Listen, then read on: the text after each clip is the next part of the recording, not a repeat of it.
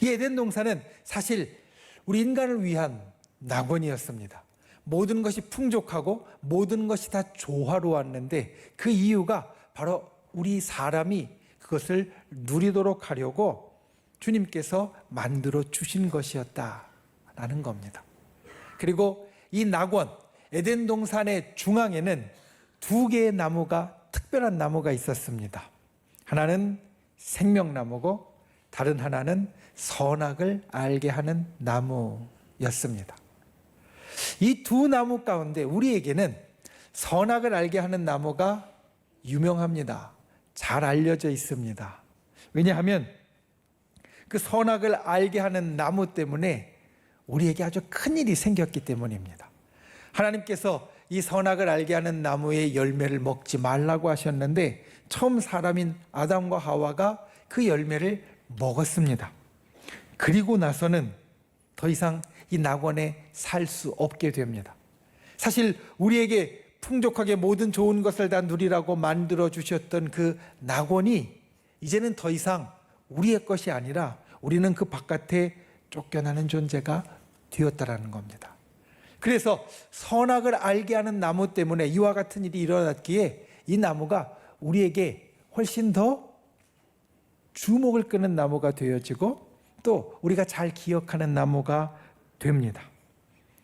그런데 이 두 나무 가운데 정작 더 중요한 것은 생명나무였습니다. 오늘 말씀 9절 말씀에 보면 이렇게 이야기합니다.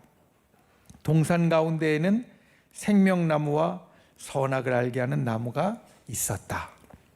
무엇을 첫 번째로 이야기하냐면 생명나무를 첫 번째로 이야기합니다.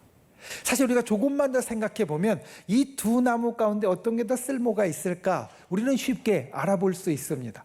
선악을 알게 하는 나무에 우리가 더 주목하고 있지만 실제로 선악을 알게 하는 나무는 기껏해야 우리의 지적인 호기심을 좀 충족시켜 줄 뿐입니다. 아담과 하와가 이것을 못 넘어갔습니다. 호기심 때문에 그 열매를 따먹었습니다. 선악을 알게 하는 나무의 열매를 우리가 먹는다고 하여도 거기에서 얻을 수 있는 것은 우리의 지혜가 조금 더 늘어나거나 우리의 호기심을 충족시키는 정도입니다. 그런데 선악을 알게 하는 나무는 그렇지 않습니다. 생명나무는 그렇지 않습니다. 생명나무는 생명에 대한 아주 무제한의 자원이 됩니다. 생명나무는 우리에게 영생하는 힘을 주는 나무입니다. 그러니까 아플 때에도 힘들 때에도 그리고 괴로울 때에도 이 생명나무는 우리에게 언제나 쓰임이 있는 하나님이 우리에게 주신 최고의 선물입니다. 이 최고의 선물, 사실 우리가 낙원에서 나오기 전에는 무제한으로 먹을 수 있었습니다. 인간이 그 낙원 안에 살 때에는 이 생명나무의 열매를 무제한으로 먹고 싶을 때 먹을 수 있었습니다. 그런데 그것에서 나온 후에는 그것이 없어집니다. 에덴 동산에서 나온 후에 우리에게 가장 달라진 것이 바로 그것이었습니다. 다른 실과들은 조금 수고하여서 얻는, 좀 힘들어지긴 했지만 이 동산 바깥에서도 우리가 얻을 수 있었던 반면에 동산 바깥에서는 절대 얻을 수 없는 것. 선악을 알게 하는 나무의 열매는 이미 먹었으니까 생명나무의 열매는 이제 우리가 절대 얻을 수 없는 것이 되었다라는 겁니다. 그래서 이 생명나무는 모든 인간들의 로망이 되었습니다. 동서고금의 모든 이야기들에 이와 같은 것이 있습니다. 어느 지역에 가든지 예전부터 내려오는 이야기들을 우리가 읽다 보면 듣다 보면 거기에는 생명을 얻게 하는 특별한 것에 대한 이야기들이 있습니다. 사람들이 그것을 동경하기 때문입니다. 어느 이야기에서는 이게 불로초로 등장을 하고 어느 이야기에서는 이게 생명 열매로 등장하고 어느 이야기에서는 이게 생명을 얻게 하는 주문이나 주술로 등장하기도 합니다. 분명한 것은 예전이나 지금이나 또는 세계 어느 지역에서든지 또 힘이 없는 사람이나 힘이 있는 사람이나 없는 사람이나 돈이 있는 사람이나 없는 사람이나 또 권력이 있는 사람이나 없는 사람이나 어떤 사람이든지 이 생명나무를 동경하고 원한다라는 겁니다. 그런데 이 나무가 더 이상 우리에게 없습니다. 만약 우리 사람의 이야기가, 인간의 이야기가 여기서 끝난다면 우리의 이야기는 비극이 될 겁니다. 우리가 이 땅에 산다는 것이 참 슬픈 일일 겁니다. 생명나무가 더 이상 우리에게 없으니 우리는 죽음과 그리고 그 관련된 것을 그냥 맨몸으로 당할 수밖에 없는 존재라, 우리의 이 모든 이야기가 다 비극과 슬픔이 되어질 것이고 하나님이 우리에게 주신 최고의 선물을 잃어버린 채로 끝나게 되어질 겁니다. 그런데 하나님의 마음은 그렇지 않았습니다. 하나님은 처음부터 우리 인간을 위하여 모든 좋은 것을 다 주셨습니다. 낙원도 주셨고 생명나무도 주셨습니다. 좋은 곳에서 영원한 생명을 가진 존재로 우리를 살게 하셨고 그렇게 원하셨습니다. 이 하나님의 좋은 계획이 숲으로 돌아가게 되었습니다. 우리가 생명나무를 잃어버렸기에, 우리가 생명나무를 더 이상 얻을 수 없었기에. 그래서 하나님의 마음은 참 안타까웠습니다. 아쉬웠습니다. 그래서 하나님은 우리를 위한 회복의 계획을 세우십니다. 오늘 여러분들과 함께 나누는 것은 바로 이 생명 회복의 계획과 축복에 대한 것입니다. 하나님이 처음 우리 인간을 향하여 가지셨던 모든 좋은 것, 특별히 생명을 회복하게 하신 것과 그 생명에서 나오는 축복에 대한 것을 나누기 원합니다. 우리가 우리의 삶을 돌아보며 날마다 나에게 있는 이 특별한 하늘의 일, 하늘의 축복을 기억하고 다시 우리 가슴마다 품을 수 있는 귀한 분들이 되시기를 주님의 이름으로 축원을 드립니다. 첫 번째, 생명과 구원이 축복입니다. 우리에게 본래 주어진 것이 있습니다. 오늘 주일이라, 그리고 특별히 생명감사 축제의 날이라 곱고 예쁘게 입고 오신 분들이 많습니다. 앞에서 보면 멋있는 분들, 예쁜 분들이 많이 계십니다. 사실 멋있고 예쁜 것들을 우리가 갖고 와서 되는 것도 있지만 많은 부분은 본래 타고나는 것이 많습니다. 본래 타고나기를 멋있게 예쁘게 타고나서 우리가 예쁜 경우가 많습니다. 총명하고 지혜로운 것도 마찬가지입니다. 우리가 이 땅을 살면서 배워서 총명하고 지혜롭게 되는 것도 있지만 어떤 사람은, 아니 많은 사람이 태어날 때부터 총명하고 지혜롭게 그것을 가지고 태어나서 그것을 보여주는 경우가 많다라는 겁니다. 이렇게 우리에게 특별하게 주어진 것들이 있지만 또 특별하지 않아도 본래 우리에게 주어진 것이 있습니다. 바로 우리의 얼굴에 있는 눈, 코, 입, 다 우리에게 본래부터 주어진 거고요. 그리고 우리의 팔과 다리도 본래 우리에게 주어진 것입니다. 이 주어진 것, 우리에게 있어서 참 소중하고 우리가 지켜야 될 겁니다. 그런데 본래 주어졌다가 우리가 지키지 못한 것, 앞에서 이야기한 생명나무가 그것 중에 하나입니다. 마치 눈, 코, 입처럼 본래 우리에게 마음껏 쓰도록 하나님께서 주셨던 것인데 우리가 그것을 잃어버렸습니다. 그리고 지금 그것이 없이 사는 존재가 되었다는 겁니다. 육신의 생명은 참 중요합니다. 우리가 하나님 앞에 기도하는 기도의 제목들을 서로 나눌 때 우리 성도님들의 기도의 제목을 보면 육신의 생명, 특별히 육신의 생명을 나타내는 지표인 건강에 대해서 기도하는 분들이 참 많습니다. 머리가 아파서, 속이 좋지 않아서, 또 때로는 다른 몸에 불편한 것이 있거나 아주 아픈 곳이 있어서 기도하는 분들이 있습니다. 이 건강은 참 중요합니다. 왜냐하면 건강은 건강 하나로 멈추는 것이 아니기 때문에 그렇습니다. 제가 좀 속이 좋지 않아서 아파 보이니까 이게 아픈 거 하나로 끝나는 게 아니더라고요. 몸이 건강하지 않으니까 삶의 다른 부분까지 영향을 미칩니다. 가령 속이 좀 안 좋으니까 먹는 음식을 가리게 됩니다. 시간도 보다 더 잘 지키려고 하게 되어지고요. 그리고 또 양도 그리 많이 먹지 못하게 되어집니다. 그냥 먹는 것, 좀 음식을 가리고 그리고 시간과 양을 좀 맞춰서 먹는 것, 여기에서 멈추는 게 아니라 속이 불편하니까 사람들 만나는 것도 어려워집니다. 왜냐하면 우리는 만날 때 주로 무언가를 먹을 때가 많이 있습니다. 그런데 먹는 것에 제약이 있으니까 사람들과 함께 하는 일과 시간들도 자유롭지 못하게 되어서 우리 육신의 건강, 육신의 생명은 사실 그것 하나에만 멈춰 있는 것이 아니라 다른 데도 영향을 주는 것이 됩니다. 영혼의 생명은 더욱더 그렇습니다. 육신의 생명이, 그것을 나타내는 건강이 우리의 삶에 한 요만큼 영향을 준다고 하면 영혼의 생명, 영혼의 건강은 그것보다 훨씬 더 큰 부분에 영향을 줍니다. 영혼이 평안하지 못하면 모든 것이 다 불편해집니다. 먹는 것뿐만 아니라 자는 것도 불편하고요, 노는 것도 불편해집니다. 마음이 불편하면 삶의 모든 부분이 다 불편해집니다. 육신의 생명은 한 100년 가까이 우리에게 영향을 준다고 하면 영혼의 생명은 영원까지 영향을 줍니다. 육신의 생명이 100년의 우리의 삶을 좋게 그리고 괜찮게 만들어준다면 영혼의 생명은 우리의 영혼을 괜찮게 좋게 만들어준다는 겁니다.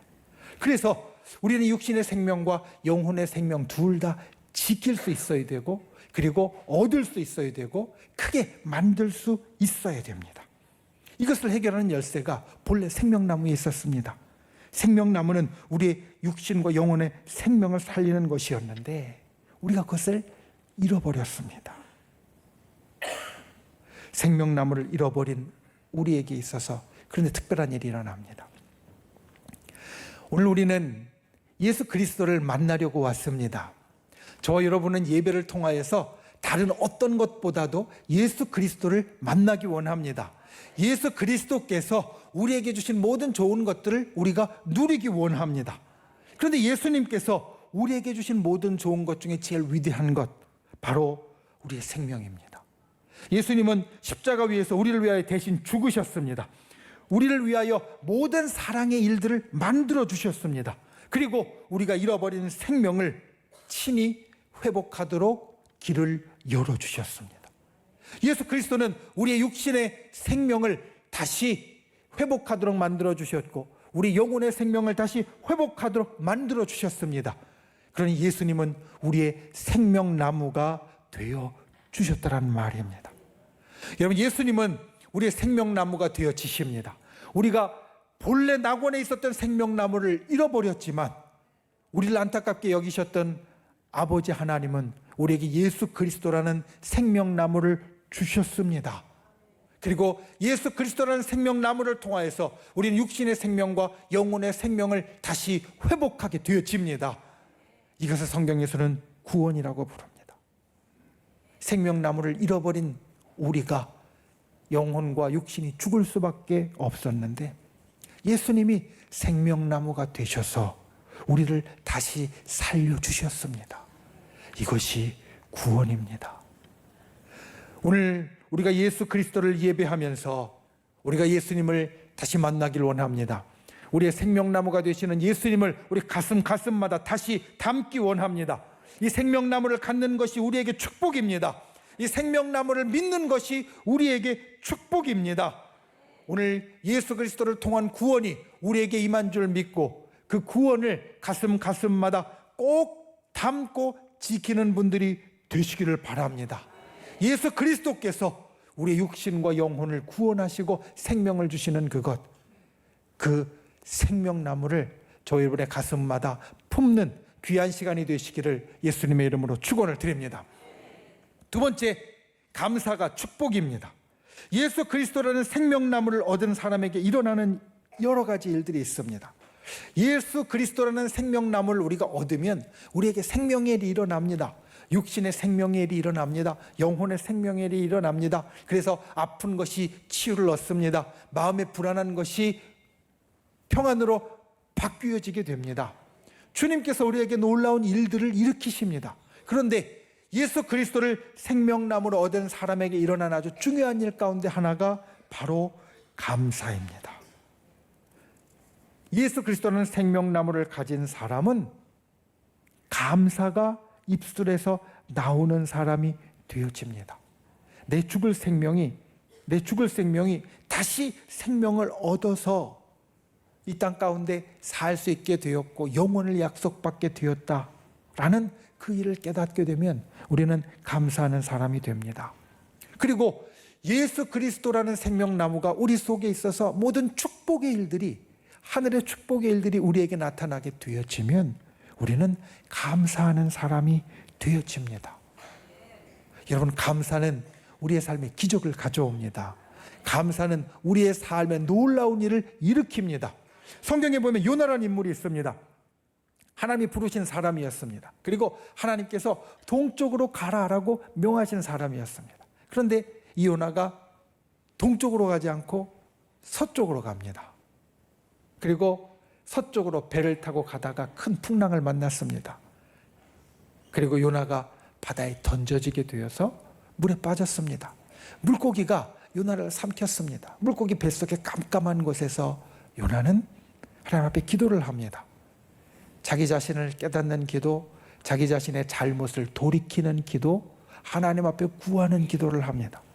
그리고 나서 그가 기도를 끝맺는데, 기도를 끝맺는 말이 요나서 2장 9절 말씀입니다. 이렇게 말합니다. 나는 감사하는 목소리로 주께 제사를 드리며 나의 서원을 주께 갚겠나이다. 구원은 여호와께 속하였나이다. 그러자 2장 10절에 곧바로 이어지는 절에 나타난 일을 이렇게 말합니다. 여호와께서 그 물고기에게 말씀하시며 요나를 육지에 토하니라. 물고기 뱃속에 그 깜깜한 곳, 이제 곧 소화될 일만 기다리는 그 곳에서 사실 요나가 할 수 있는 것은 많지 않았습니다. 내가 하나님 앞에 잘못했다라고 깨닫는 것 당연한 겁니다. 하나님 앞에 구해달라고 이야기하는 것 당연한 겁니다. 그런데 당연하지 않은 하나를 요나가 거기서 합니다. 내가 주께 감사하오니. 감사로 기도를 드리자 기적이 일어납니다. 물고기가 요나를 육지에 뱉어 놓았습니다. 그의 감사가 기적을 일으켰습니다. 하나님의 축복을 가져왔습니다. 그에게 다시 생명을 얻게 했습니다. 예수님의 생명과 구원을 가진 사람, 예수님이라는 생명나무를 가진 사람은 하나님 앞에 감사하는 사람이고, 감사는 우리의 삶에 이와 같은 기적을 가져옵니다. 그래서 우리는 감사에 힘써야 합니다. 감사를 노력해야 합니다. 감사를 하려고 우리가 마음 가운데 결심하고 나아가야 합니다. 존 템플턴은 열정이라는 책에서 감사를 실천하는 3가지 방법에 대해서 이야기를 합니다. 첫 번째는 감사할 대상을 찾아 칭찬하고 마음을 전하라 라고 말합니다. 여러분, 감사할 대상을 찾아 칭찬하고 마음을 전하라. 우리가 보통 생각하는 감사의 순서와는 좀 다릅니다. 보통 감사의 순서, 우리가 기억하는 것은 이것입니다. 감사할 일이 내게 다가오면, 감사할 일이 내게 나타나면 그에 대한 반응으로 감사하는 것. 이게 우리가 보통 생각하는 감사의 순서입니다. 그런데 감사를 실천하는 사람, 감사를 노력하는 사람은 어떤 사람이냐? 소극적으로 감사할 일이 나에게 다가오기를 기다리는 사람이 아니라 나서서 감사를 찾는 사람이다. 그리고 나서서 그 감사를 전하는 사람이다. 그래야 감사하는 사람이 될 수 있다는 겁니다. 저와 여러분이 감사하기 위하여서 감사를 찾는 분들 되시기를 바랍니다. 감사를 먼저 나의 입술로 표현하는 분들이 되시기를 바랍니다. 그렇게 감사를 위하여 노력할 때 감사의 기적이 우리에게 일어나게 될 줄 믿습니다. 감사를 찾는 분, 감사를 먼저 전하는 저와 여러분이 되시기를 주님의 이름으로 부탁을 드립니다. 두 번째, 열망하는 좋은 일이 일어나기 전에 미리 감사하라. 그러면서 이렇게 이야기합니다. 생각은 그 속성상 밖으로 드러나기 마련이다. 이 땅에는 모든 일들의 시작이 생각에서 나타난다는 겁니다. 가령 우리가 누구에게 사랑하는 행동을 한다고 하면 그것은 처음에 내 머릿속에 사랑하는 생각으로부터 시작합니다. 그리고 사랑하는 말이 나오고 사랑하는 행동이 나오게 됩니다. 우리가 세상을 살면서 어떤 것이든, 이 템플턴의 말은 눈에 보이게 나타나는 것은 제일 처음 생각으로 마음에 두는 것으로 시작되어지는데 감사를 그렇게 하라는 겁니다. 내가 감사할 만한 좋은 일들이 나타나게 되어지는 건 내가 머릿속에서 생각하면서 시작되어지니까, 내 머릿속에서 감사할 일, 좋은 일이 나타날 걸 생각하고 계속 그리면서 감사를 미리 하는 자가 되어지면 반드시 그 일이 나타나게 되어질 것이다. 그러니 앞으로 일어날 좋은 일들을 머릿속에 그리면서 먼저 감사하는 자가 되라.